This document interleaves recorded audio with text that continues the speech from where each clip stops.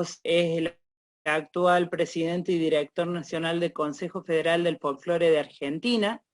Nosotros le llamamos COFAR porque todos nosotros somos pareños, decimos los argentinos. Es miembro de la mesa directiva del COFAM, que es el Consejo del Folclore de América. Autor y director del CD Salta desde el 2003 al 2008, autor y director del EDI Salta, que es una enciclopedia digital interactiva de la provincia de Salta, desde el 2009 hasta la fecha. Él coordina, tiene la coordinación general y disertante de encuentros y congresos regionales, nacionales de historia, folclore y cultura, desde el 2009 a la fecha. Ha publicado 4 libros en papel y 5 en digital, ha participado de 4 antologías poéticas, y el nombre de la ponencia que vamos a escuchar hoy es El patrimonio cultural folclórico en la educación. Entonces, con ustedes, nuestro director de COFAM. Hola, hola. A ver, lo voy a silenciar a Antenor, que anda. Sí, que andaba bien, Antenor, haciendo bulla. Yo no sé si, sí, no sé si Antenor querés decir algo más de José. Yo lo presenté porque no estabas todavía, pero si querés comentar algo más de José.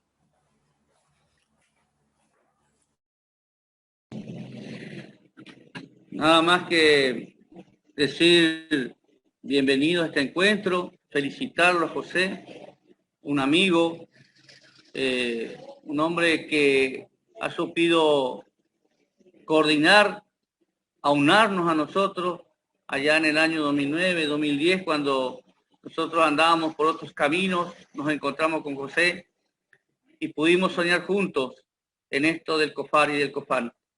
Un gran trabajador cultural, un gran historiador. Las palabras quedan cortas para José en esta presentación. Felicitarlo y estar junto a él y escucharlo más que nada por la gran riqueza de sus expresiones y su conocimiento.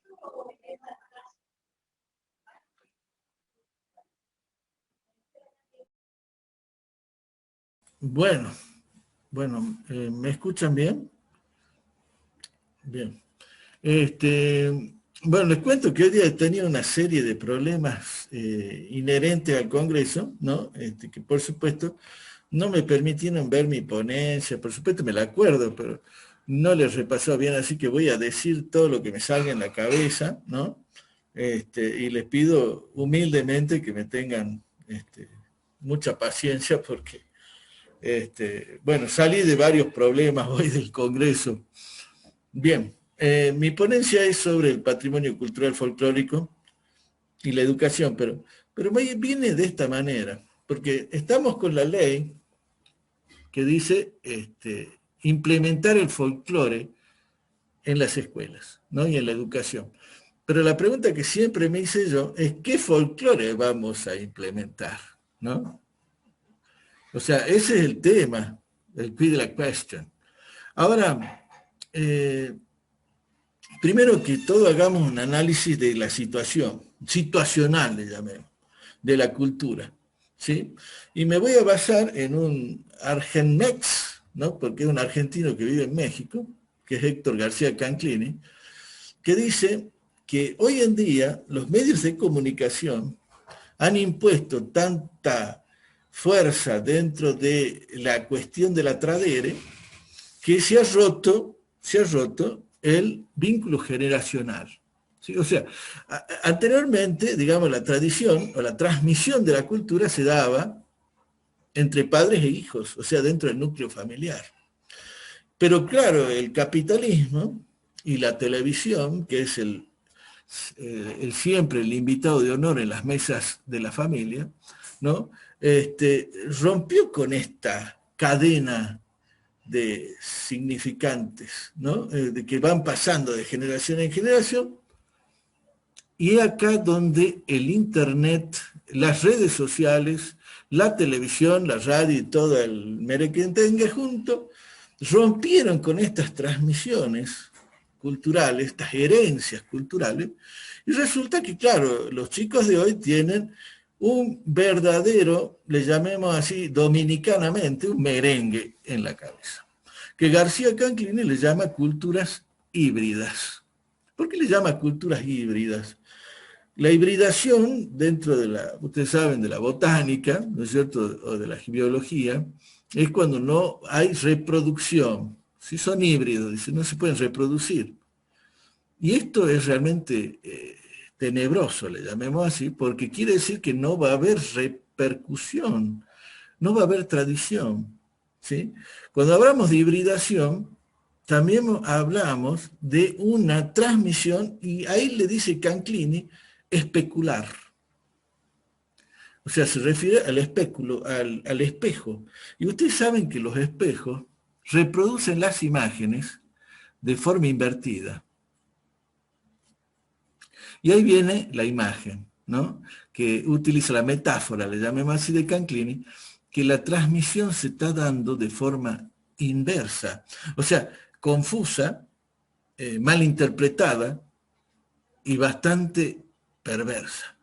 Entonces, y acá donde en esta situación que estamos viviendo, en este mundo globalizado, en este mundo lleno de individualismos, ¿no?, es donde proponemos, algunos con conciencia, proponemos que se enseñe folclore en las escuelas. Pero, ¿de qué manera?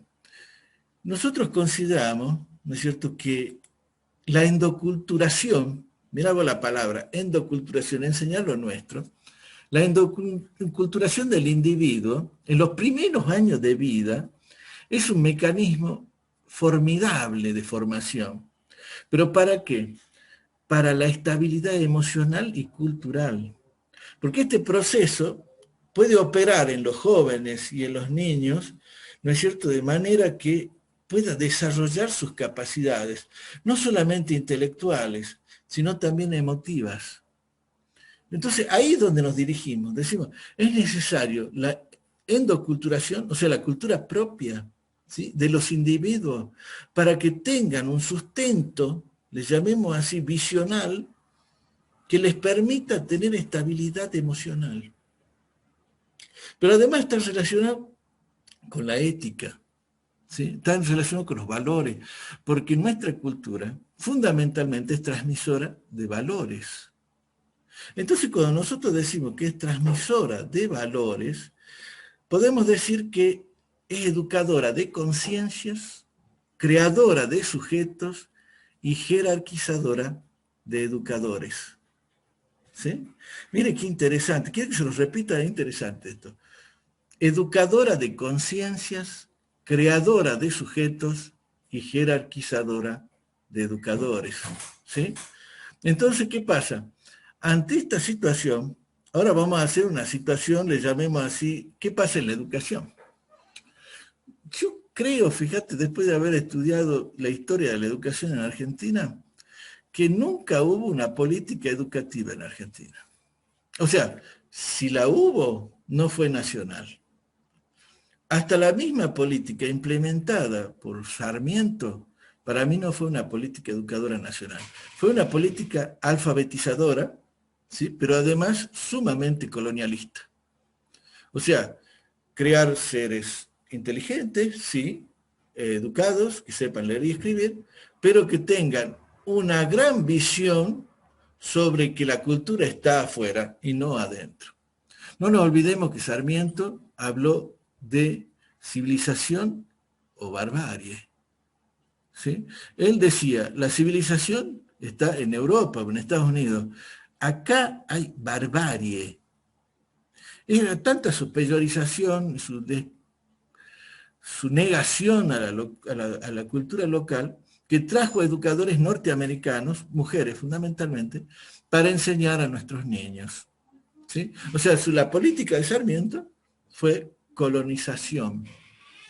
Pero después vinieron otros sistemas, como el sistema italiano, ¿no es cierto?, que era un sistema impuesto por la Iglesia, ¿sí?, basado en la doctrina social de la Iglesia, y por supuesto, interesante, yo creo que fue uno de los mejores. No quiere decir que haya sido nacional, pero sí estaba basado en una educación religiosa, ¿sí? Para crear seres obedientes, seres civilizados y seres, por supuesto, muy, pero muy respetuosos. Eso sí, ¿sí? Pero no seres pensantes. Ustedes saben que la Iglesia no le conviene que pienses. Ella cree, pero pensar no es tan así. Entonces acá el punto está en que tuvimos la formación de niños muy cultos, muy educados, muy disciplinados, con mucha distancia, ¿sí? Pero de pensar, cero. Pensamiento crítico, no, nein, como dirían los alemanes. Ahora bien, después, no sé si ustedes recuerdan, vino el proceso. Bueno, el proceso destruyó cualquier intento de pensamiento crítico y de educación del pensamiento crítico. Y por supuesto, formó seres amorfos y patrioteros. ¿Sí? Bueno, ahí se basó la educación, himnos, culto al héroe, ¿sí? Un San Martín de Yeso, Belgrano, la bandera, los símbolos, el ejército, las batallas. Y así no fue. Y después vino Alfonsín. Alfonsín trajo una política educativa constructivista, pero claro, teníamos profesores conductistas, ¿no? Entonces, claro, le quisieron decir a los profesores conductistas que cambien, porque claro, el profesor conductista le decía a los chicos, vos no has venido acá a pensar, viniste a aprender, ¿sí? Y después que decían, la misma pero al revés, ustedes vinieron acá a pensar, no a aprender. Entonces lo mismo, o sea, seguía siendo conductista, pero con otros términos. Por supuesto que el constructivismo piagetano de Alfonsín duró poco, porque vino Menem, y trajo la destrucción del sistema educativo, ¿no es cierto?, con su famosa Ley Federal de Educación, que de federal no tenía absolutamente nada, ¿sí? Y por supuesto, como ustedes sabrán, destruyó la educación. ¿Sí? Y después se parchó, ¿no es cierto? Después se empezó a parchar. Parchar de acá, parchar de allá. Y hoy la educación deja mucho que desear.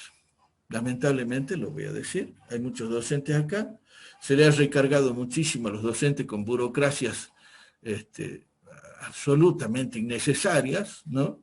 Están burocratizados al máximo, ¿sí? Y no se ha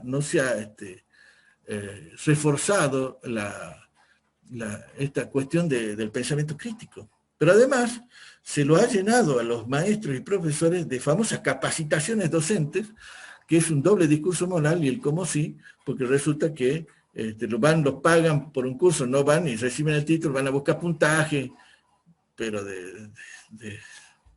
es lamentable.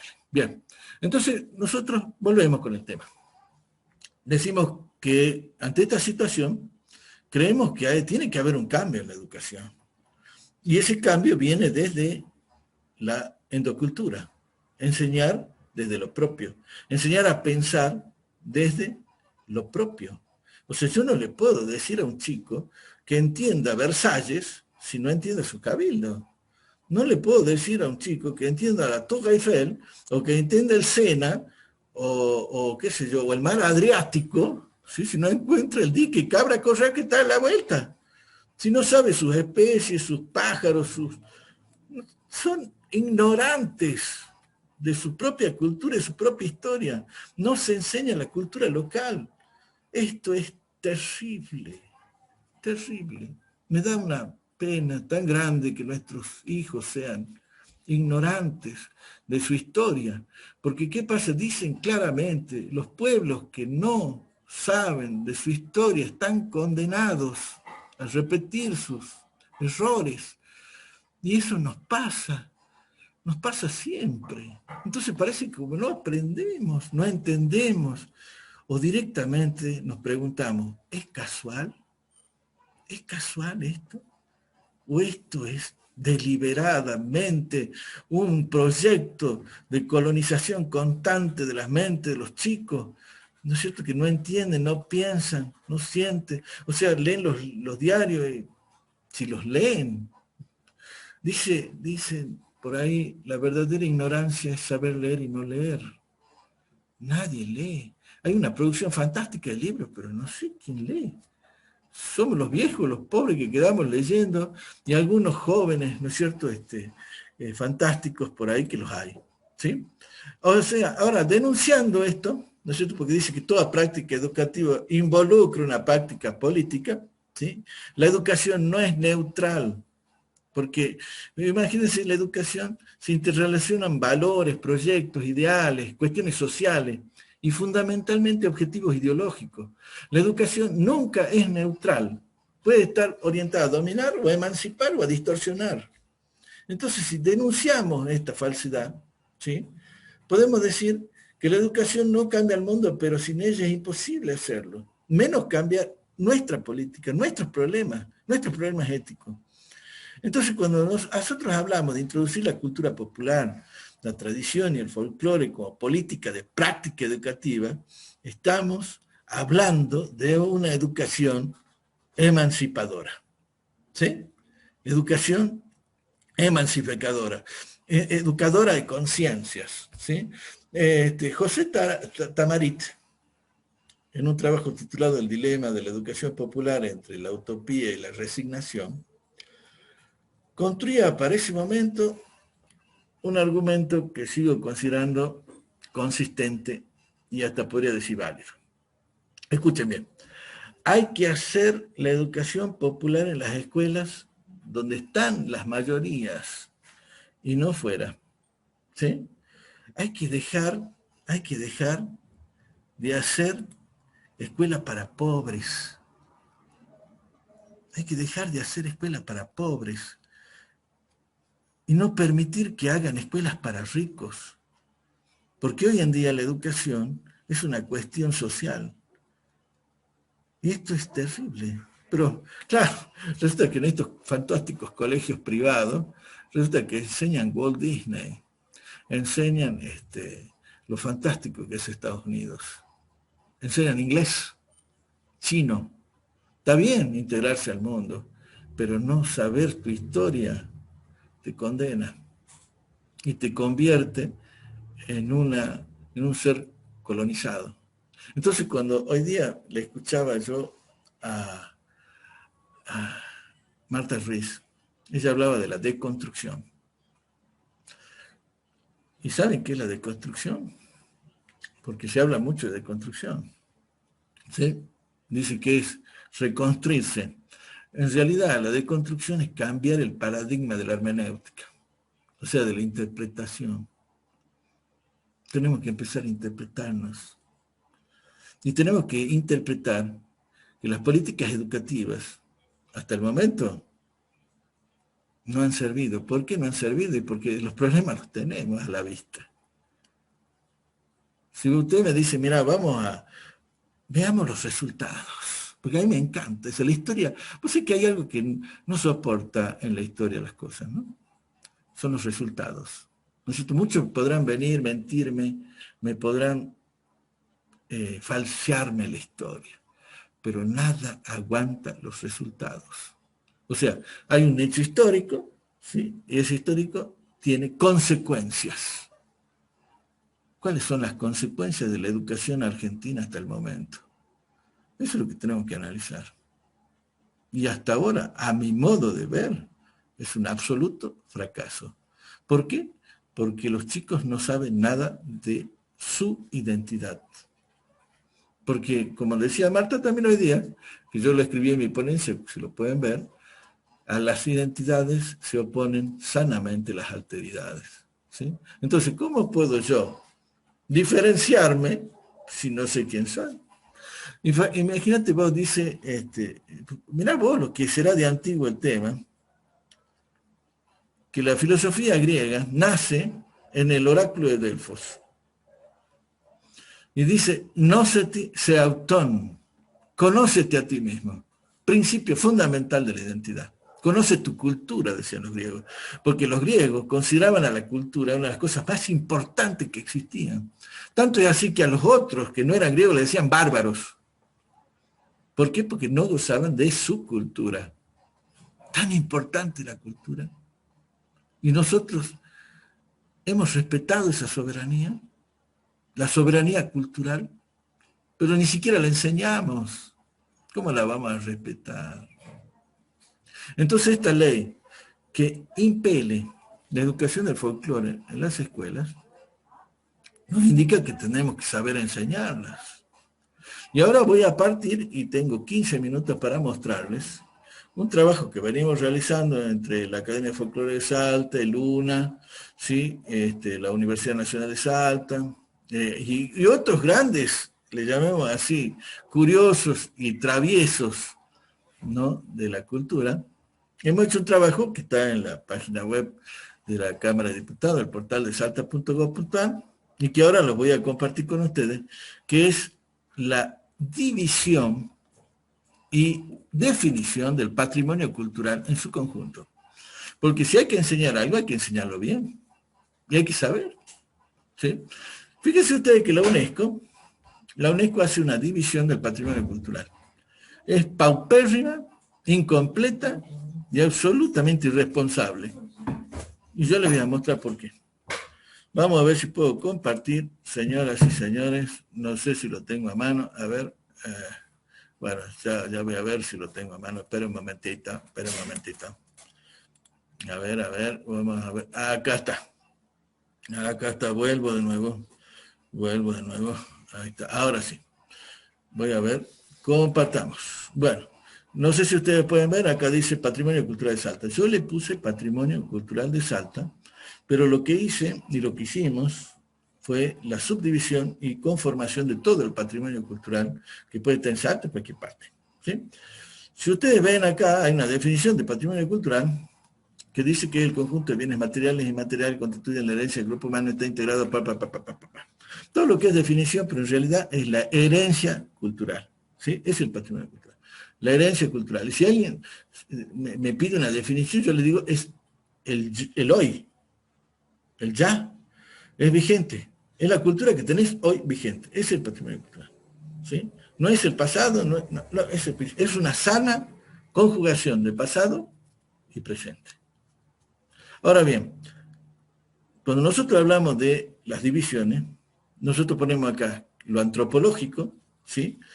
Cuando hablamos de cuáles son los grupos étnicos, y aquí es importante hablar de los grupos étnicos, de las familias lingüistas y todo, porque cuando uno quiere hablar sobre el origen, de dónde vienen las cosas, porque ustedes saben que todo conocimiento se basa en el principio de las cosas. En las palabras será la etimología, en la historia le llamaban prehistoria, pero ahora ya todo es historia, ¿sí? Pero siempre tenemos un antecedente.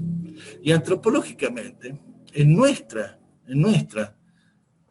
nación moderna y terrible, nuestras naciones americanas, ¿sí?, que se han encargado por mucho tiempo de ocultarlas, ¿no es cierto? Pues claro, era la barbarie, los salvajes, ¿sí? Es necesario hoy visualizarlas, porque además lo exigen visualizarse, ¿sí?, a estos grupos étnicos. Entonces, ¿qué pasa? Hoy es necesario, para comprender quién somos, de dónde venimos y qué fuimos. Entonces, todo esto, la etnografía, la etnomedicina, la etnomusicología, la etnolingüística. Estas son ciencias que estudian estos orígenes. Y hay que saberlos diferenciar, cómo se conceptúan esos cuerpos conceptuales teóricos, hay que saberlo. Y por supuesto, conocerlo. Yo hice acá, por supuesto, lo que es en Salta, cuáles son los grupos y familias lingüistas, cuáles son los complejos culturales. ¿Por qué? Porque es una manera de respetarlos. Bien, no me voy a detener demasiado en nada. Voy al tema de la histórica. El patrimonio cultural también es el patrimonio cultural histórico, porque íntimamente relacionado con la historia está la memoria. Yo quiero que sepan que son dos cuestiones inherentes al ser humano con referencia a su pasado. Hay una diferencia entre historia y memoria, una que la historia es intelectual y la memoria es afectiva. ¿Sí? La historia es intelectual porque se basa en un trabajo científico intelectual, donde heurística y hermenéutica trabajan constantemente. Pero está la memoria, que donde, quieran o no, hay mucho más verdad que en la historia. Porque decía Napoleón Bonaparte, la historia es un conjunto de mentiras acordadas. Pero la memoria no te miente.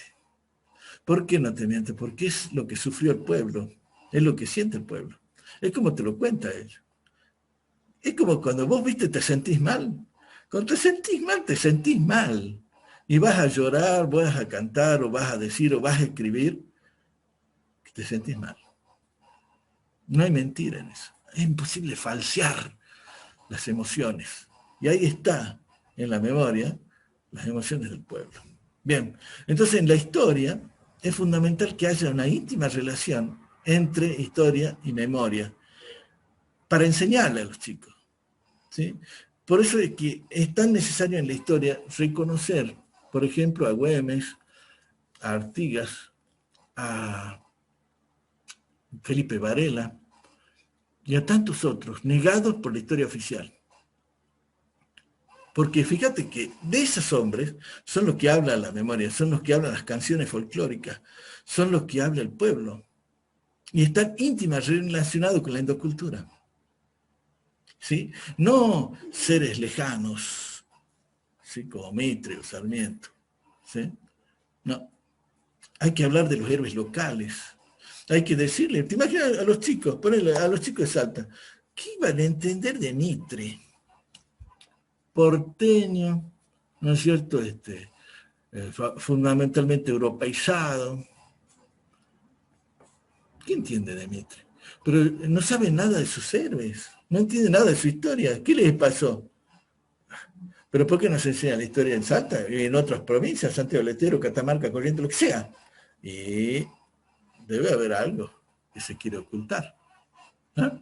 Bueno, entonces acá, cuando uno habla de la historia, habla de los museos, porque es importante dentro de la historia saber lo que es lo arqueológico, lo político, ¿sí? Y por supuesto lo militar, lo monumental, lo religioso, espiritual. Ahí están los patrimonios. Pero los chicos tienen que saberlo. Y de esos chicos, ¿no es cierto?, tenés que llevarlos para que lo vivan, para que lo palpen. La educación tiene que estar íntimamente relacionada con el medio ambiente, no solamente con la naturaleza, sino esta íntima relación entre lo individual, lo social y lo natural. Entonces, si nosotros queremos enseñarle a los chicos, tienen que aprender lo que les rodea. Pero yo digo, salgo de mi casa, hay un árbol en mi casa. ¿Cómo se llama el árbol? Oh, ¿qué sé yo? Árbol. ¿Cómo no voy a saber qué es un paraíso, qué es un lapacho? Pero es importantísimo saber eso, aunque parezca mentira. La íntima relación, porque ese árbol es el que me cuida el auto, ese árbol es el que me da la sombra. Es la relación con la naturaleza que puedo amar, respetar. Está la relación del medio ambiente, toda esta cuestión de la degradación del medio ambiente, toda esta cuestión de la ecoética, la bioética, todo bla, bla, bla, bla, y estamos destruyendo el planeta. Entonces hay que enseñarle a los chicos para que ellos tengamos la oportunidad de supervivir. Bueno, y por supuesto, como les digo, que conozcan los chicos los museos, los monumentos, que conozcan los templos religiosos. Tienen que conocer, porque al conocer podrán diferenciar, podrán entender. Bueno, después está, por supuesto, lo que es el patrimonio documental, bibliográfico, archivístico y de prensa. Las bibliotecas parece que pasaron de moda. Ahora todo el mundo va a Google, pero en las bibliotecas está la sabiduría de la historia, del conocimiento humano. No están vacías ahora. Cosa loco. Bueno, y aquí entramos ya al patrimonio cultural folclórico. ¿Sí? Porque el patrimonio cultural folclórico, como yo les dije anteriormente, la UNESCO borró la palabra folclore, ¿sí? Creó un concepto que se llama patrimonio cultural inmaterial. Qué locura, ¿no? Y resulta que no consideran el folclore. Muchas son las razones. No sé si dará para esta conferencia darlas, pero son válidas las que da la UNESCO, ¿eh? Son muy válidas.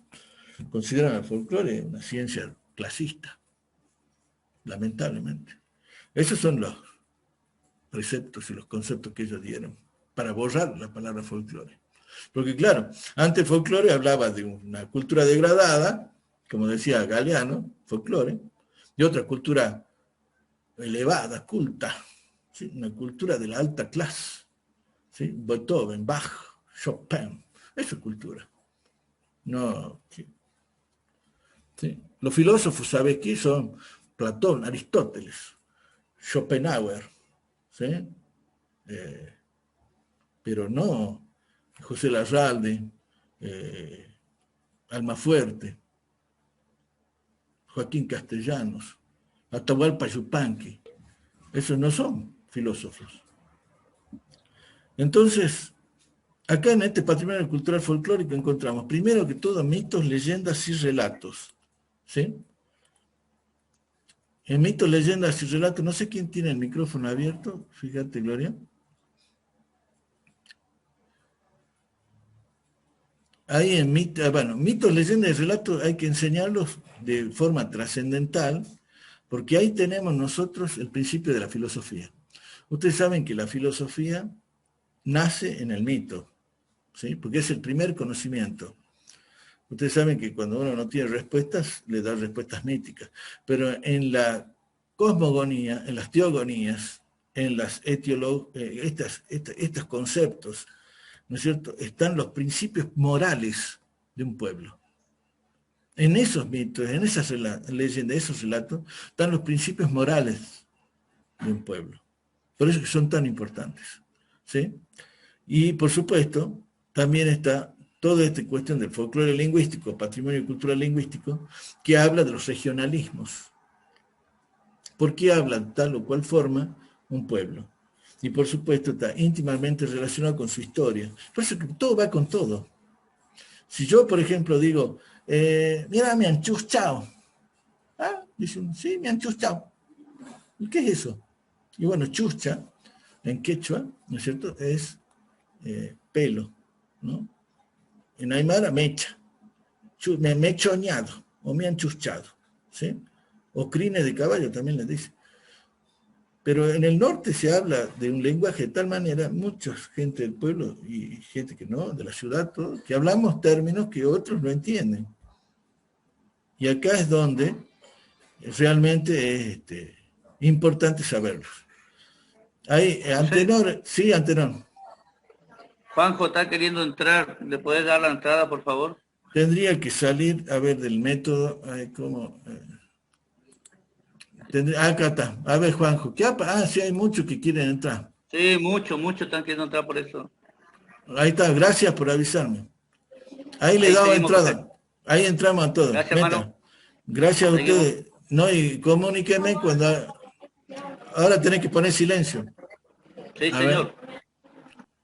Listo. Voy a seguir mostrando esto, entonces, bueno. Acuérdense también que tenemos fábulas y anécdotas, ¿no es cierto? Están las adivinanzas y enigmas y acertijos.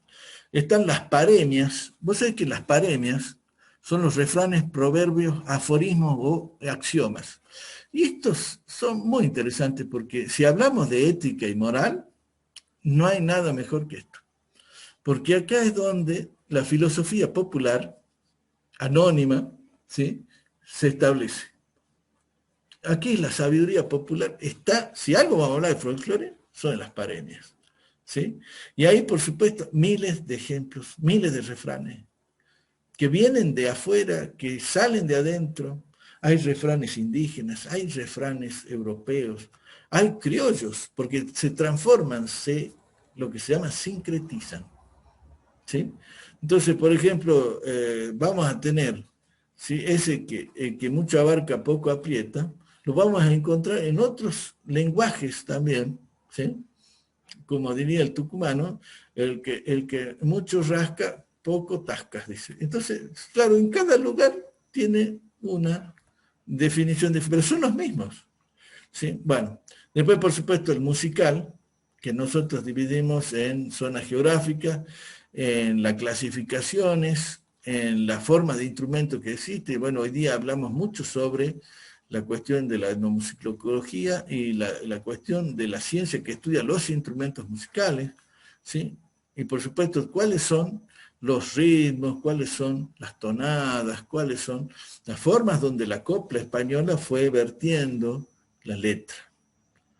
Después tenemos las danzas, ¿sí? Fundamentales, cuáles son tradicionales, cuáles históricas, cuáles son de proyección. Y por supuesto tenemos las creencias. Y es que el tema de la creencia está muy relacionado con la ontología, fíjense. Y esto es muy importante también dentro de la educación, ¿sí? Para separar las cuestiones. Vos sabés que si hay algo que el pueblo es la supersticioso. Es muy supersticioso el pueblo. Y eso lo derivan del negro, fíjate, del negro africano, ¿sí? Y muchas veces de algunos pueblos antiguos de la Europa índica. Por ejemplo, los italianos, los romanos, eran terriblemente supersticiosos.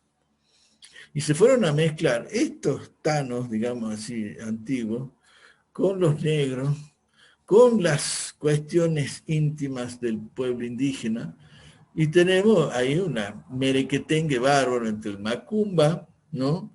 Las hechicerías locales, y todas estas cosas son buenas que la educación hable también. Y que le diga a los chicos, no, esto no es tan así, esto es así, tienen que conocer, ojo, no vayan a caer en manos de inescrupulosos, de gente que se abusa de estas cosas. O sea, hay que saber un poquito y hay que enseñar estas cosas, porque son parte de nuestra cultura, son costumbres, ¿sí? El tema de las fiestas, celebraciones populares, ustedes saben que todo pueblo las tiene, y esto es fundamental, que hacen a la socialización. Y esto tenemos folclóricas, regionales, rituales ancestrales, tenemos fiestas patronales de la cosecha, del chivo, del animalito. Todo esto es fantástico, que los chicos puedan palpar, que puedan saber, porque esto está relacionado con lo que produce la tierra, está relacionado con la economía, con la agricultura, con la ganadería, con la industria, porque está la fiesta nacional del poroto, pero a la vez está la fiesta nacional del vino, que es industrial, y de la vid, del viñedo, y del torrontés, y del borgoña. Y el chico tiene que saber eso también. Y todo esto hace a la identidad. Todo esto hace a que el chico cree un sentido de conciencia. Porque muchas veces me preguntan a mí, che, ¿por qué hay corrupción? Y sencillo, porque no quiere lo suyo. Lo único que le importa es de él. ¿La corrupción qué es? Me importa un carajo los demás. Yo. Me decía un amigo, me decía, hoy los chicos lo único que les importa es ganar dinero y viajar. Muy bien. Pero ¿y no les importa mejorar lo suyo, lo del entorno? Esa vieja concepción que teníamos antes, que decía, ¿qué clase de persona sería si no puedo mejorar lo que me rodea? ¿Qué pasó con eso? Que hoy los chicos solamente quieren ganar dinero y viajar. Bueno, tenemos también el patrimonio cultural alimentario y gastronómico, que hoy día tuvimos una charla asombrosa y espectacular, ¿sí? Pero nuestros jóvenes saben de nuestra gastronomía, al margen de lo que da McDonald's, lo que da Burger King y toda esta bolsa de, no le voy a decir, de creadores de enfermos, porque ustedes saben que hoy día la pandemia más grande en el mundo no es el coronavirus,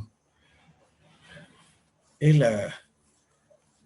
el problema de la gordura, el problema del sobrepeso. Mata más gente que la pandemia, pero 3 veces más gente que la pandemia. ¿Y qué pasó con nuestras extraordinarias comidas regionales? ¿Ah?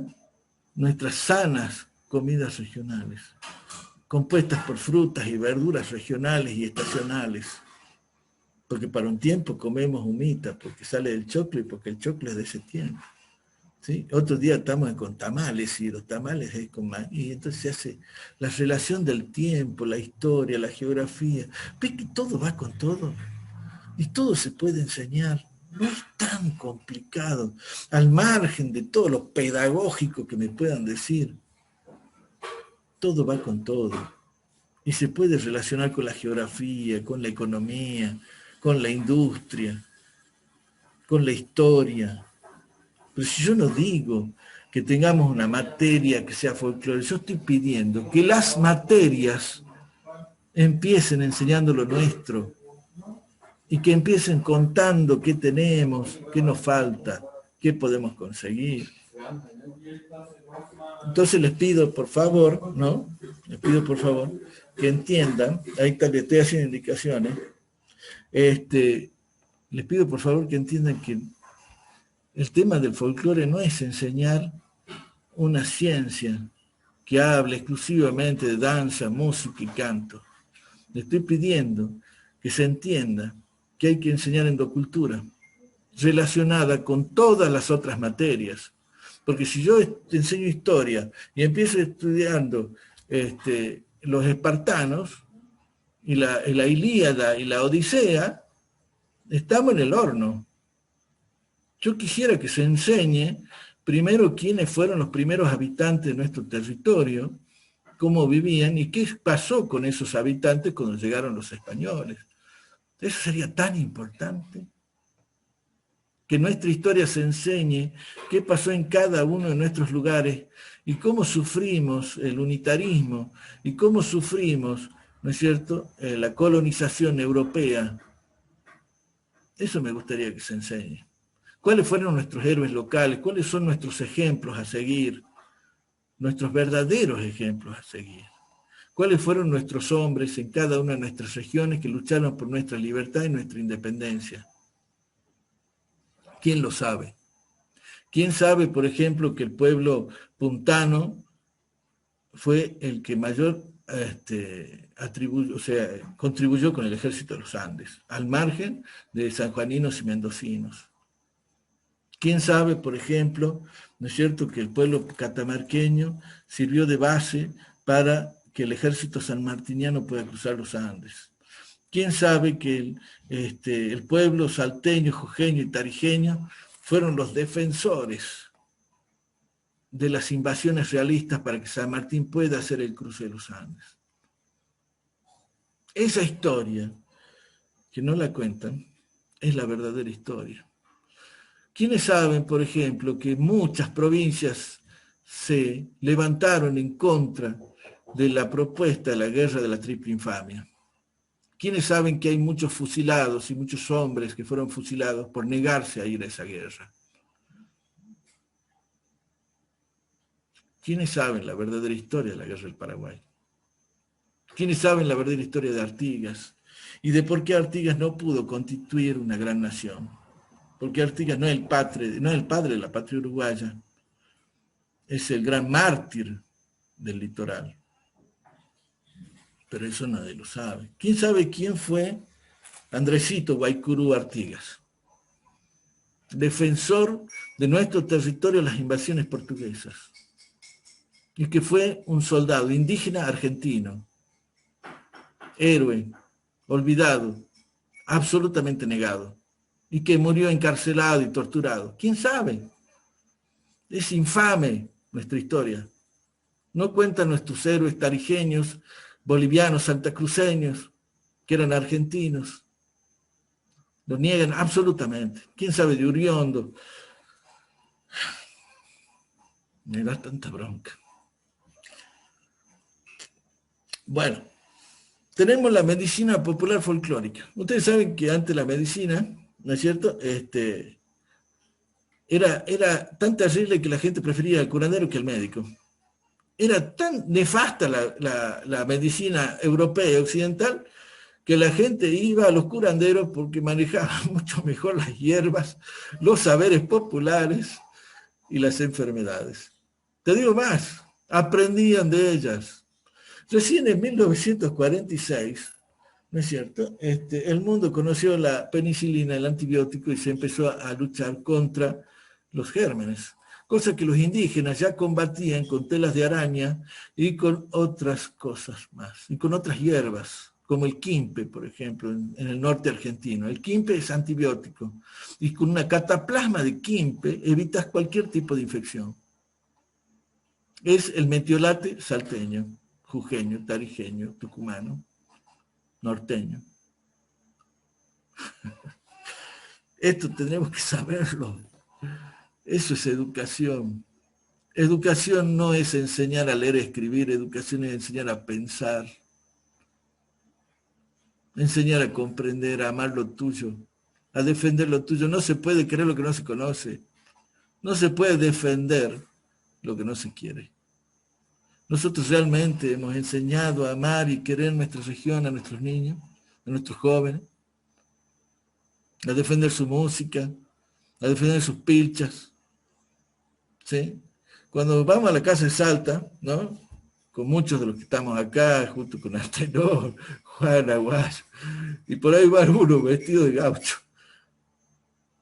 Los guardias de casa de Salta dicen, mira, vienen los disfrazados. Mira, no le hemos pegado porque somos gente civilizada. Ahí vienen los disfrazados. Un gaucho se viste con esa pilcha porque es su pilcha. Es una pilcha ceremonial. Y si hay algo en el folclore importante, es lo ceremonial. Creo que me estoy yendo por las ramas, pero bueno. El arte popular artesanal. Miren todo lo que tenemos acá. Yo quiero que vean. Este trabajo lo hizo un gran amigo mío, que falleció hace poquito. Es un gran trabajo. Es un hermoso trabajo. Que lamentablemente el creador de esto, ¿no es cierto?, hoy no lo puede ver, ¿sí? Y realmente es para que, bueno, le vamos a rendir homenaje a todos los caídos del COVID, ¿no? El COVID se está llevando tanta gente, como mi amigo el Gaucho López, al cual aprovecho para hacerle un pequeño homenaje ahora. Y acá, bueno, la literatura regional, ¿no es cierto?, la poesía gauchesca, la poesía gaucha, porque ustedes saben que hay una diferencia entre poesía gaucha y poesía gauchesca. La poesía gauchesca la escrita la gente culta, y la gaucha la gente del pueblo. Y esa es la diferencia. Algunos escriben para y otros para otra cosa. Bueno, normas, usos y costumbres, parte de nuestra sociedad, y ahí está relacionada la moral, el ambiente y la sociedad, ¿sí? Después tenemos los juegos y deportes tradicionales. Qué tan importante. ¿Vos sabés que los chicos no juegan ahora? En los recreos me cuentan las maestras que ya no juegan a la pilladita, a la escondida, al elástico, ¿sí? Están con los celulares. ¡Ja! Con los celulares. ¿Qué tal? ¿Sí? Y ¿se acuerdan cuando jugábamos con una pelota de trapo, de papel? Jugábamos al fútbol. O tan policía y ladrones, qué sé yo, todos los juegos que eran sumamente educativos de alguna manera, que eran socializantes, tan importantes, ¿no? Pero bueno, ahí tenemos juegos de destrezas. Todo esto está relacionado con el deporte, íntimamente. Pero hoy no hay políticas deportivas. Es un mundo de loco. Bueno, y por último, el patrimonio cultural viviente, ¿sí? Por supuesto sigue mucho más, ¿no? Sigue mucho más, miren, mucho más. No voy a hablar de todo. Pero en el patrimonio cultural viviente, en la educación es fundamental. ¿Por qué? Porque estamos hablando de gente que tiene un gran conocimiento y es portadora de un gran conocimiento y de una gran cultura que no se pueden perder. Se mueren, uno de estos se muere en la biblioteca. Entonces, qué importante llevarle. Está bien, decía Marta Rey, ojo con esto porque no tiene pedagogía, está bien, lo comprendo. Pero que una maestra con todo su sistema pedagógico, ¿no es cierto?, les pueda llevar a un poeta a un curso de chicos. Yo lo hice, lo hicimos desde la Academia de Folclore de Salta. Lo hicimos en varios pueblos de Salta. Llevarle poetas, músicos, bailarines, y la fascinación de los chicos al escribir poesías, al bailar, al charlar un poco de la historia local.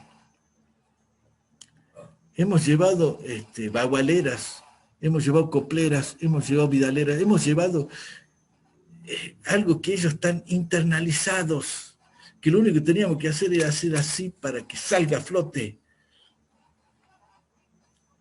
Es necesario el patrimonio cultural viviente, revalorizarlo, filmarlo, documentarlo. ¿Qué se espera que se muera para después hacerle un monumento? ¿Qué increíble. Bueno, al margen, por supuesto, todos los otros patrimonios, pero para terminar toda esta cuestión, ¿sí? Voy a ver si puedo salir de acá. A ver, sí, aquí, chicos, para terminar, espero no haber sido... porque he hecho por el tema que me ha tocado de hoy, he hecho más una disertación emotiva que una disertación académica. Les pido disculpas. Sí, pero realmente tenía mucha bronca acumulada y creo que es necesario tener esa bronca. ¿Viste esa la marcha de la bronca? Yo creo que es tan necesaria porque es necesario cambiar cosas que hace mucho que no se cambian. La juventud está para cambiar las cosas. No hay que perder eso. No tenemos que perder la capacidad de cambiar para mejor, por supuesto. Y para ir terminando, como yo les decía, ¿no es cierto? Todas estas cuestiones, ¿no es cierto? Hay que pensar para quién, ¿sí? El qué y el para qué, ¿sí? Porque ahí está la conclusión, ¿sí? En educación nada es casual, todo es y todo será convenientemente planificado. Cuando un pueblo carece de conocimiento de su propia historia, de su propia cultura, de su propia memoria, fundamentalmente de la historia, deja de ser un protagonista para convertirse en un inquilino, ¿sí? En un inquilino de la historia, ¿sí? Ya no es un protagonista, es un etnocida. Entonces creo que tenemos una responsabilidad hoy, más que nunca, teniendo una ley a la mano, ¿sí? Teniendo, que dice que enseñemos esto, y bueno, la aprovechemos, y no la dejemos pasar, como tantos hicieron, ¿no es cierto?, de no enseñarla o enseñar el como sí. Porque si hay algo terrible en nuestra educación y en nuestra historia, es el doble discurso moral. Haz lo que yo digo, pero no lo que yo hago. O hacelo de forma que parezca que es así. El como sí, ¿no?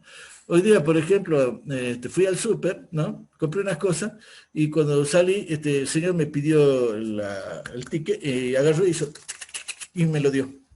Y digo, ¿qué está haciendo? No, es que me dieron orden de fiscalizar lo que lleva. Sí, pero usted no ha fiscalizado nada, le digo. No, bueno, pero ya le marqué, ya puede salir. El como sí. A él le ordenaron que fiscalice. Entonces le agarré, ya está. Si alguien le pregunta, ya lo marcó. Así es nuestro país. El como sí. Tenemos que terminar con la hipocresía y con el como sí y no dejar lugar a los perversos de siempre.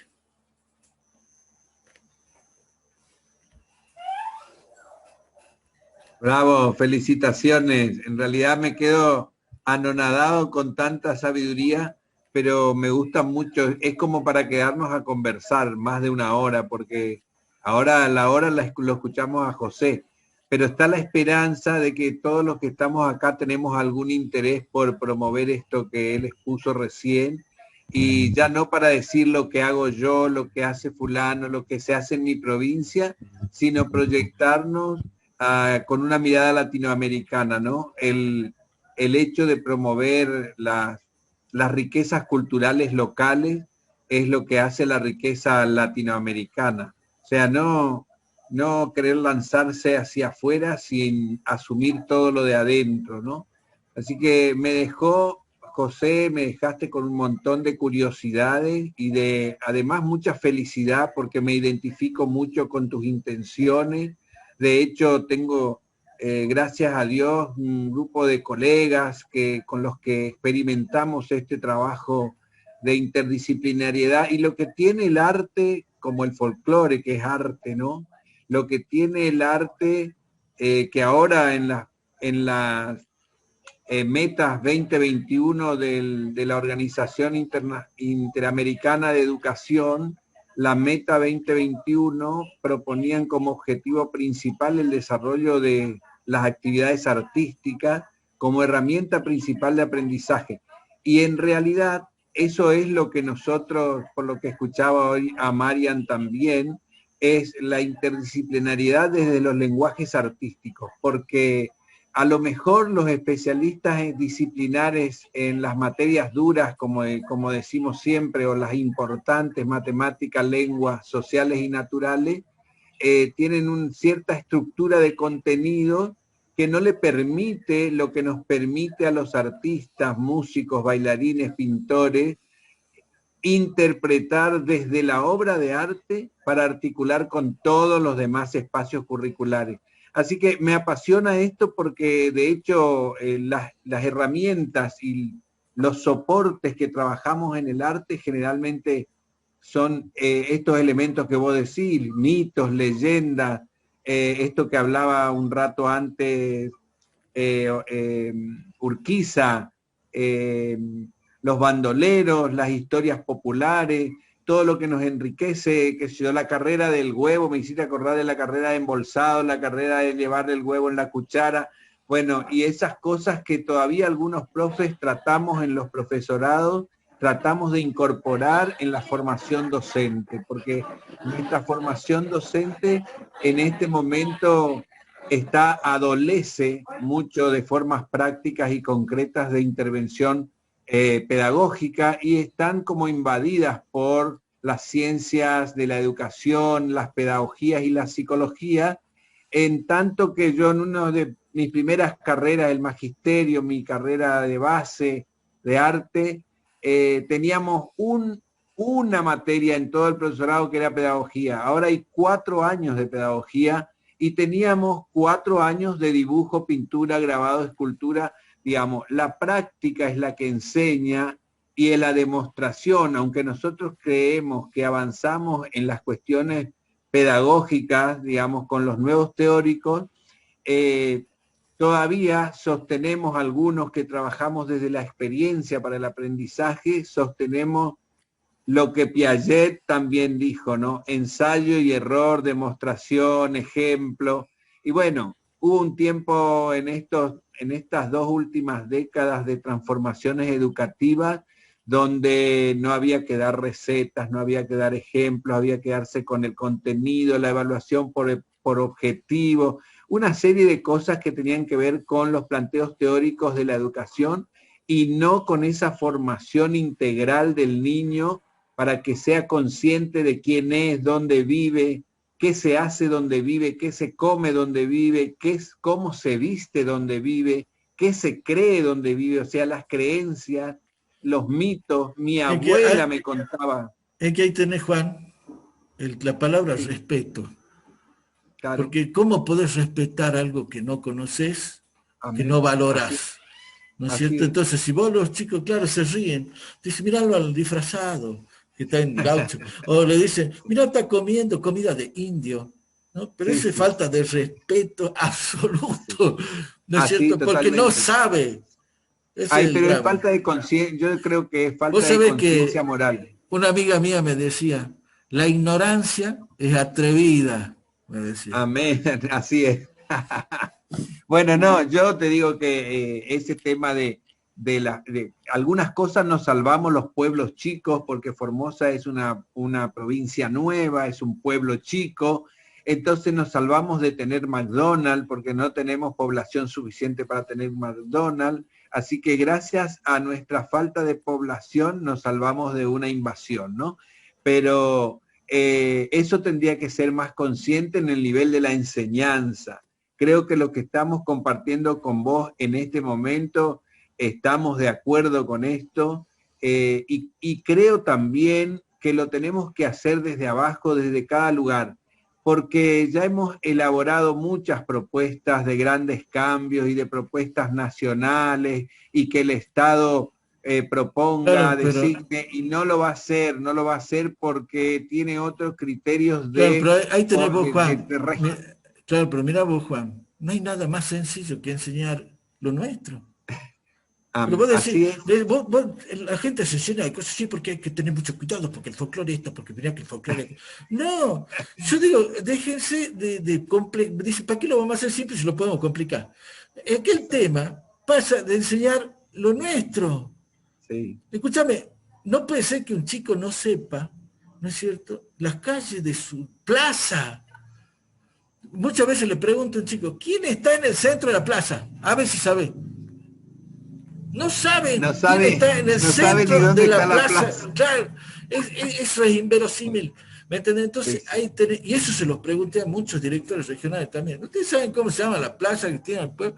Y empiezan a pensar, no sé, bueno, pero eso es fundamental. Nosotros Claro, tenemos que conocer el partir lugar. claro, pero eso es endocultura. Vos tenés que pasar desde el centro para afuera, no de afuera Sí, para sí. adentro. Claro, claro. A ver, Augusto, Nosotros, Augusto quiere decir algo. A ver. ¿Qué pasa, Augusto? sí. Augusto está buscando el botoncito.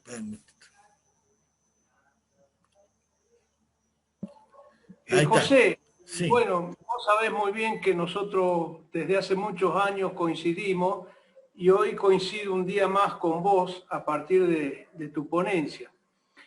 Yo quisiera dejar esta suerte de pregunta, ¿no es cierto? Sabemos que Sarmiento ha cometido muchos errores, muchos errores. Al mismo tiempo, vos has dicho que no vamos a las bibliotecas. Bueno, casualmente, Sarmiento fundó la Comisión Nacional de Bibliotecas Populares y yo creo que en su momento llegaron a haber más de casi 40.000 bibliotecas populares en toda la Argentina. Y yo pregunto, si no fue Sarmiento, si no hubiese sido Sarmiento el que produjo todos estos cambios, para eso hay un libro que se llama Pro y Contra de Sarmiento de Luis Alberto Murray, ¿quién? Mirá, Está bien, Sarmiento no se equivocó muchísimo, es verdad. ¿Sabe qué pasa? ¿Sabe qué pasa? Sí. Sarmiento, ¿no es cierto?, fue alguien que lo hizo. Y está bien que lo haya hecho. Traigamos esa época, ¿eh? Guarda, Sí, no ahora. nos retrotraigamos a esa época. Pero hay una diferencia entre Sarmiento y Jefferson. Acá, en lo vernáculo, ¿eh? Claro, pero son contemporáneos. Son contemporáneos. Sarmiento y Jefferson son contemporáneos. Pero ¿qué pasó? Jefferson pensó en la educación de Estados Unidos para los estadounidenses. Claro. Sí, No que Sarmiento pensó la educación de Argentina desde Europa o desde Estados Unidos. Esa es la diferencia. Ahora, vos me decís, si no habría Sarmiento, ¿quién ni habría habido otro? El problema, ¿sabes cuál es? El problema cuál es que Sarmiento tenía una mentalidad funcional al imperio. Es el drama. Ha hecho cosas muy buenas, ha hecho cosas muy malas. El drama es que fue funcional al imperio. Sí. No lo defiendo a Sarmiento, te aclaro. Sí me pongo en los errores que, por ejemplo, ¿qué hizo Sarmiento cuando quiso equipar el ejército? No había que, digamos, despreció la montona y quiso imponer la montona inglesa. Los gauchos la tiraban al diablo, ¿viste? Es decir, cometió una infinidad de errores. Ahora, insisto, ¿no es cierto? Yo creo que también nos tenemos que ubicar en el contexto histórico en ese momento, cuando la Argentina sí era un sinnúmero de barbarie, ¿no es cierto? Era la barbarie. Y obviamente para producir cambio, ahí aparecen los excesos, que son los que cometió Sarmiento. Por un lado quería decir eso, podemos seguir hablando hasta pasado mañana sobre Sarmiento, no hay duda, ¿no es cierto? Claro. Y otra cosa, José, me da la impresión, y esto lo dejo a criterio, ¿no es cierto?, que hay una saturación, es decir, estamos viviendo una gran saturación de información, ¿no es cierto? Yo lo veo a diario, lo veo que ya no juegan, vos has dicho muy bien, ya no se juega, estás ahí con el celular o movilado todo el día, la changada. Entonces, yo creo que casualmente se tiene que venir un cambio muy grande, donde lo folclórico, José, va a jugar un papel muy importante, porque se va a volver a lo geográficamente cercano, a lo regional, a lo comarcano. Yo creo que estamos hartos de globalización, de saber demasiado de lo exógeno, y como bien dice vos, no sabemos nada de lo endógeno. O sea que yo creo que el cambio se va a venir por su propio peso y por una gran saturación de información exógena que nos rebasa y que, diciéndolo, no encuentro otra manera, ya nos pudre, ¿ha visto? Es decir, Claro, eso. claro. Ahora el problema es como dice García Canclini, porque eso es lo primero que yo dije. El problema es cómo está viviendo la cultura hoy. Y ese es el drama. Entonces acá es donde todo esto está creciendo de manera exponencial, lo que José, es la cultura. Lucía, Sí. Lucía quiere hablar un ratito. Lucía Dale. Camarasa, adelante. Adelante. Por favor, pero que termine, que redondee la idea José después. No, lo que yo decía, Lucía, era que lo que está denunciando Canclini y lo que está denunciando hoy los filósofos de hoy es lo que se llama la cultura de la abeja. No sé si vos leíste algo del filósofo Chang, chino, ¿no es cierto?, que habla de la cultura del enjambre, que es una cultura donde los cerebros están todos, ¿viste?, manejándose en forma de enjambre. Y eso lo estamos viendo, ¿eh? Lo estamos viendo cómo los medios de comunicación influyen sobre la opinión pública, que en realidad se llama opinión publicada. Ahora te dejo a ti. Pero ahí está, gracias José, ahí debe estar nuestra inteligencia. Nosotros tenemos que dejar de mirar hacia atrás, ya analizamos todo esto y ya sabemos todos los problemas que tuvimos y lo que nos deja en consecuencia. ¿Qué tenemos que hacer? Aprovechar esa ley, luego la cambiaremos con el tiempo, pero hoy por hoy la ley habla de interdisciplinariedad. Entonces, ahí nosotros, desde matemática, desde biología, desde historia, desde la música, desde el arte, folclore. Entonces, la interdisciplinariedad, por más que no esté la palabra folclore, nos da pie para que lo hagamos. Soy docente y trabajo en distintos niveles hasta superior y he dictado la materia folclore. Entonces, creo que el folclore lo podemos dar en cualquier momento. Lo que pasa es que tenemos que aprovechar ferias de ciencias, las ferias de la escuela y hacer tallercitos de trabajo. Y muchas veces tenemos que dar horas extras, tenemos que dar alguna hora a la institución, pero si queremos crecer, tenemos que dar un poquito todos. Nada más que eso quería decir, que nuestros proyectos tienen que estar enfocados en el folclore. Todos lo podemos hacer, pero lo tenemos que hacer todos juntos. Excelente. Nada más. Norma, Norma y después Marta. Norma y después Marta. Norma Márquez. Adelante. Buenas tardes. La verdad que es para escucharlo por horas a José, porque es un placer escucharlo. Buenas tardes a todos. Yo no soy docente, pero lo que me aporta es que yo creo que desde nosotros mismos, desde casa, debemos fomentar el folclore, fomentar nuestras raíces. Yo tengo mis nietos, por ejemplo, a los cuales con esta pandemia los papás no sabían qué hacer, bueno, aprendieron a jugar a la canica o a las piedritas que yo les enseñé, y cosas así que nosotros hacíamos cuando éramos chicos. Yo les voy enseñando de acuerdo a lo que yo me acuerdo, mis raíces. Mis padres eran de Misiones, con lo cual las comidas, trato lo posible siempre de explicarles qué es cada cosa, para qué, por qué se come. Al otro día, por ejemplo, yo tengo acá en casa una planta de níspero que nunca habían comido un níspero, y les llevé enloquecido que eran los nísperos.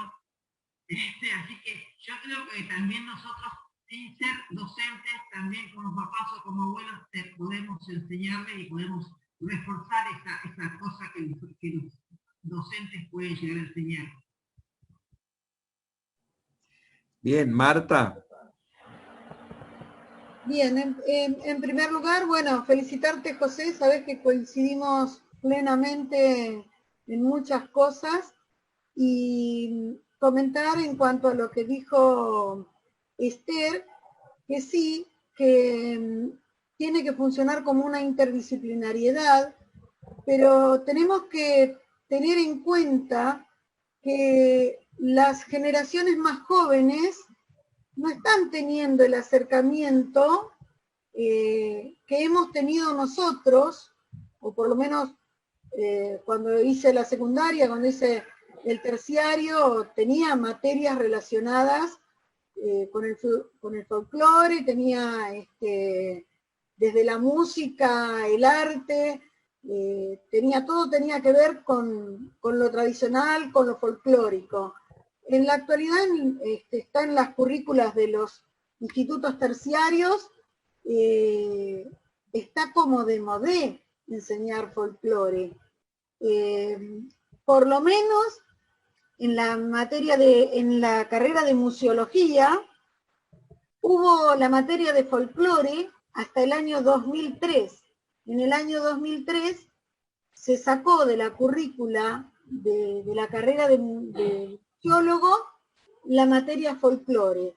Y sin embargo hay una enormidad de museos en la República Argentina que apuntan al folclore, a la tradición, o sea, en toda la gama del folclore, en toda la cultura del folclore. Eso es lo que yo pienso. Marta, ¿te acuerdas la disertación que yo di para Prodemo? Sí. Bueno, te digo la verdad, lo que menos hice fue hablar, ¿no es cierto?, de la samba, de la chacarera o de la danza. Totalmente. Yo lo que dije, y vuelvo a decir, que se interprete bien, que el folclore son los saberes cotidianos y populares que todos manejamos, ¿sí? Pero fundamentalmente el entorno cultural, porque eso es lo que heredamos, ¿sí? Entonces, ¿qué pasa? Lucía Camarasa, cuando enseñamos, yo le dije, enseñemos geografía, enseñemos lo nuestro. Bueno, no utilicé la palabra interdisciplinario, que ella realmente me resumió todo, ¿sí? Pero ahí está el quid de la cuestión. O sea, cuando nosotros hablamos de... No todo es patrimonio, vos sabés bien, no todo es patrimonio cultural. Pero patrimonio cultural es cuando nosotros hablamos de lo simbólico, cuando nosotros hablamos de lo importante que marca la cultura, ¿sí? Eso relacionado con la geografía, con la historia, con la política, eso es lo que uno quiere decir por folclore.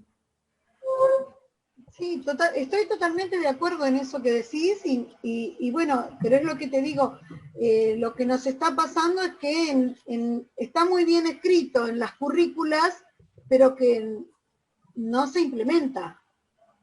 No se implementa. Yo lo veo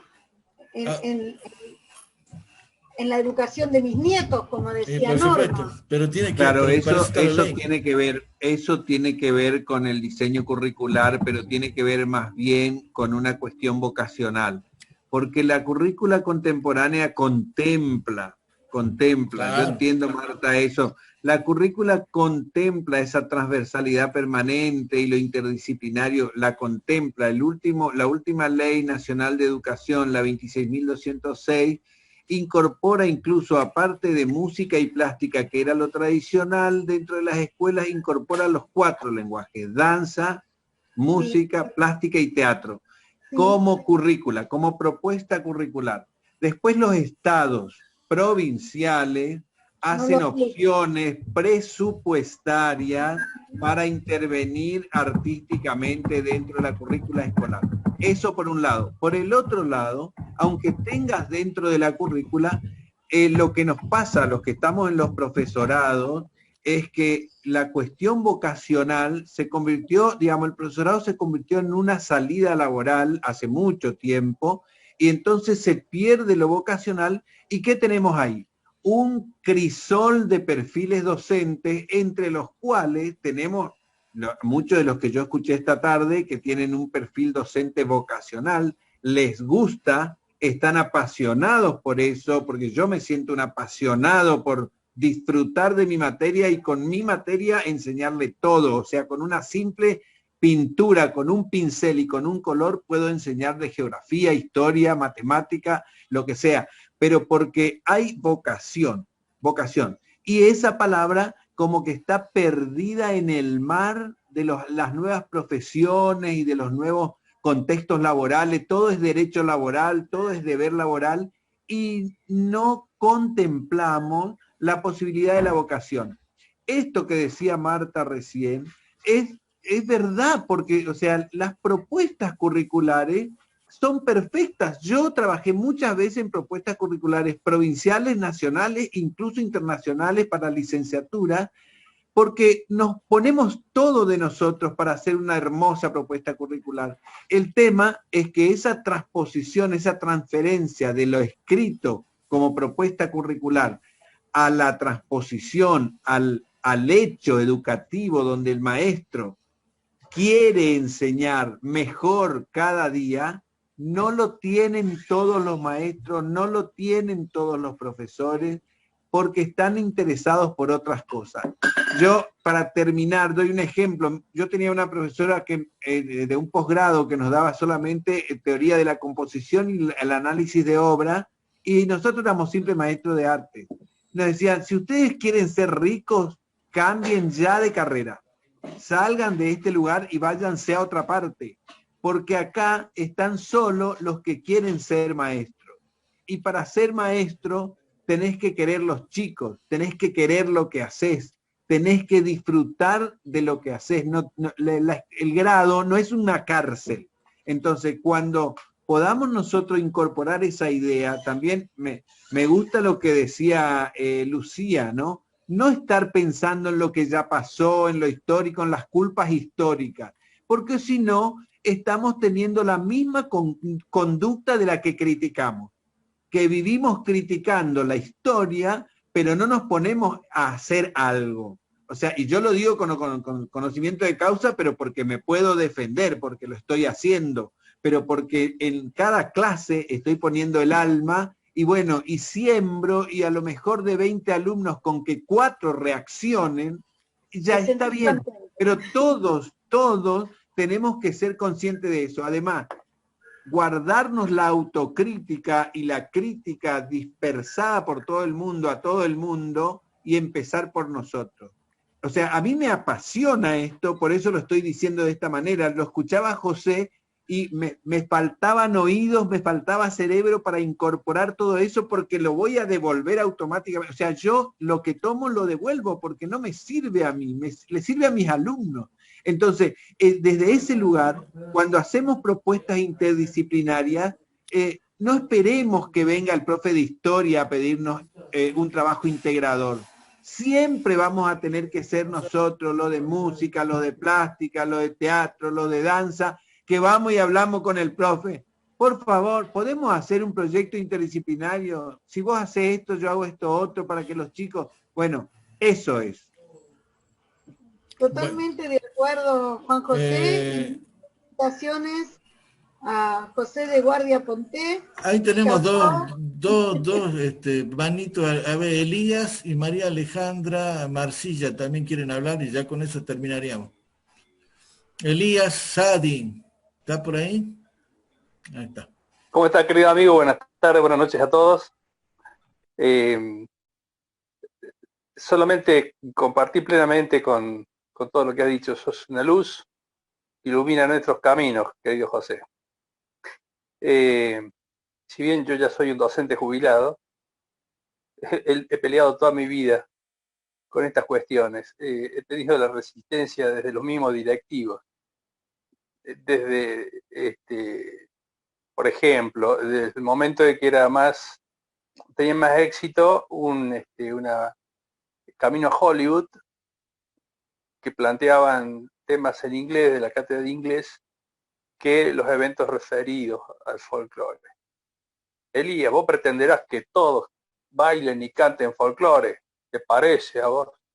Y sí, le decía yo, sería interesante que querramos más lo nuestro.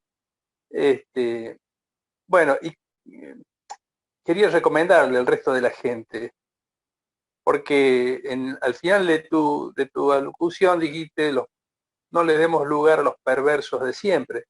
Y ahí está tu poesía. una canción preciosa que tuvimos el gusto de ponerle nuestras voces, nuestros instrumentos a tu canción.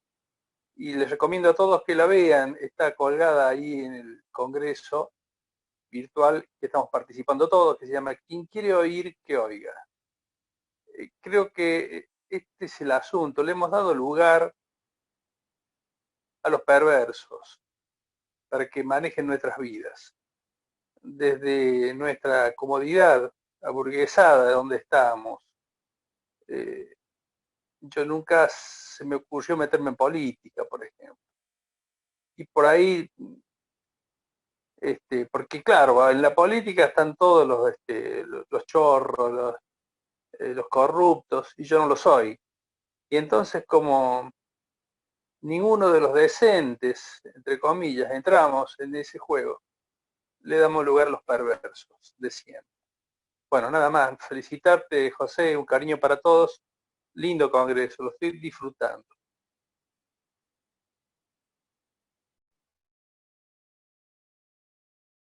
María Alejandra Marcilla. ¿Qué tal? Buenas noches a todos y un placer estar todos reunidos acá, tratando de marcar la diferencia con nuestras opiniones. Yo quería agregar algo de lo que había dicho Juan también. Soy docente de artes en escuelas secundarias y escuelas medias y es muy linda la matrícula que se pone, la currícula, el diseño que uno arma, pero ya nos están dividiendo en las disciplinas. Nunca nos dejan hacer un trabajo integral. En general, soy bastante transgresora. Cuando le comunico a algún directivo que algo voy a hacer, es porque ya lo tengo armado y está todo pegado. Un ejemplo, no me dejaban pegar trabajos en las paredes y no me importó. Empapelé los techos y los pisos y los chicos lo re disfrutaron porque era el secreto del arte. Creo que hay que construir transgrediendo y uno transgrede desde quién es uno. Yo entiendo lo que dice usted, Juan, José, que uno a veces tiene que llevar el contenido desde la escuela, porque cuando son chiquitos, los chicos repiten y todo les parece grande y mágico. Y también que hay que hacerlo costumbre y que sea disciplina, pero no disciplina desde la parte fea, sino el de que todos los días lo hago y no me olvido de, bueno, hoy dejo esta actividad para otro momento. Si la actividad vale más eso de el rescate del valor, el nombre propio, dónde vivo, qué como, qué hago, eso es cultura. Y hay veces que la gente no sabe que cada acción y cada momento y cada movimiento que hacemos es arte y cultura. Y ahora el ejemplo más grato es escucharlos a ustedes hablar. El modo que tiene la gente de Salta, de Jujuy, de México, de Venezuela, todos hablan de una manera distinta. Y eso también es formación. Y hay que tener en cuenta que hay varias escuelas. Está la escuela que se hace en la cocina de la casa de la mamá, la escuela que es el edificio que nos sacan afuera, y también estamos los locos sueltos que tenemos pasiones y que ponemos en un acto y ponemos en cada clase esa cuota de lo que es el patrimonio local. Muchas veces los diseños curriculares de las escuelas son limitantes, porque en construcción ciudadana, ¿qué se está haciendo? La construcción de un ciudadano que vive en una población y que habla y come de una manera diferente, pero no te dejan tratar todos los temas. Entonces uno tiene que terminar disfrazando la historia de la ciudad para contar la historia y partir desde la plaza local, que ahí también nace, en el alrededor de nuestra plaza tenemos la construcción para afuera, pero la gente a veces mira tanto para afuera que da la vuelta al mundo en muchos vocabularios, muchos idiomas, muchos jueguitos, que no termina viéndose cuando termina el día, que hay un espejo que te está mostrando a vos mismo y no te sabes describir. Entonces me parece que estos eventos como el que estamos participando en este congreso es un poco darnos el estímulo de decir, no estamos solos, lo que estoy haciendo no estoy tan loca, y marcar esa diferencia a nivel de cada provincia y cada ciudad. Yo vivo en el sur de la provincia de Buenos Aires, en una ciudad de 300.000 habitantes que se llama Bahía Blanca, y ustedes hacen que yo tenga un puntito en el mapa. Buenas noches, gracias. Buenísimo, buenísimo. Muy bien. Bueno, mira, aunque no lo crean, son las 20:28, no hemos pasado, bueno, pero para eso sirve ser el último. Así que, bueno, por último, le dejo esa frase ahí en el chat, que nuestra educación tiene que ser educadora de conciencias, creadora de sujetos y jerarquizadora de educadores. Si no logramos esa educación, no nos sirve. No nos sirve. Porque ahí están todos nuestros males. Fíjense, uno por uno agarren. Violencia, inseguridad, narcotráfico, el que quieras, corrupción, todos son problemas éticos. Todos son problemas éticos. Araceli quería decir algo. Dale. Bueno, muchas gracias. Perdón, yo sé que ya terminaba, pero fue tan interesante la ponencia que no quisiera que me quede algo que realmente lo comprendí, no sé si no entendí la expresión, o que cuando usted habló de que las prácticas educativas siempre vienen de una práctica política detrás, que no es neutral, digamos, usted dijo que hay que dejar, así lo escribí, pero no hay que dejar de hacer escuela para pobres y no permitir que hagan escuela para ricos. No lo comprendí, no sé si lo escribí bien, no sé si... Es muy sencillo. No sé si vos has visto cómo cayó nuestro sistema de la educación pública. Es sencillo. ¿Por qué? La pregunta es ¿por qué? ¿Eso es casual? Claro. ¿Por qué Macri dice caer en la educación pública? Ajá. Porque es sencillo.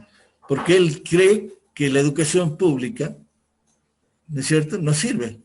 Porque educar al pueblo y al soberano no sirve para sus intereses. Claro. Y no sirven para los intereses de una pequeña minoría que siempre gobernó y quiere seguir gobernando. Entonces acá la educación no es neutral, es política. Ajá, claro. ¿Sí? Bien. Y se hicieron escuelas para pobres. ¿Sí?